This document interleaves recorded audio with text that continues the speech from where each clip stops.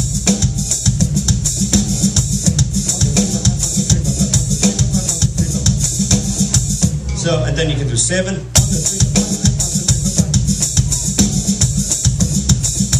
Or 9 or 11, and then change the foot pattern. Instead of 3, play 5 Was or that 7. first one you were doing, is that in 6/8, 1 and 2 and 3? No, it's in anything you want it to be. It could be in triplets, that's 4/4. 1, 2, 3, 1, 2, 3, 1, 2, 3. It could be here.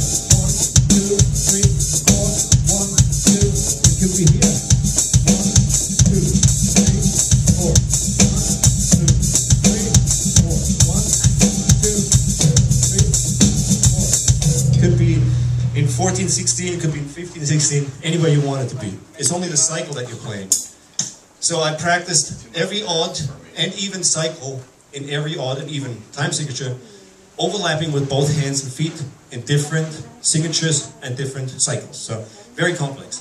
And I designed this matrix system and method to practice that because there's so many coordination problems you encounter as a drummer. You want to be prepared for all of them. So I did that in weird, pathological needs to prepare for those situations.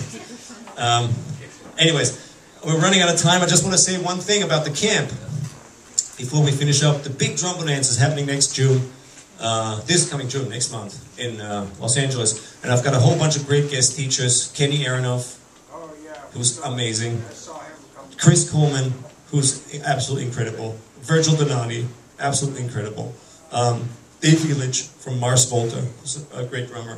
And Jeff Hamilton, the best jazz drummer ever, And it's going to be a great camp. It's 8 hours of playing per day for all the students. If you're interested, go to bigdrumbonanza.com. And there's great stuff. We're doing a DW factory tour. And there's like a Roland presentation and, stuff to win and goodie bags and lots of amazing drumming and 8 hours of intense lessons per day. So it's all good in Thousand Oaks in Los Angeles. So if you guys are interested or know anybody who needs chops, then sign up. Sign up for chops. Okay, and I think we're done. I'm not playing anymore. I'm going home. Thank you guys. Thank you for coming.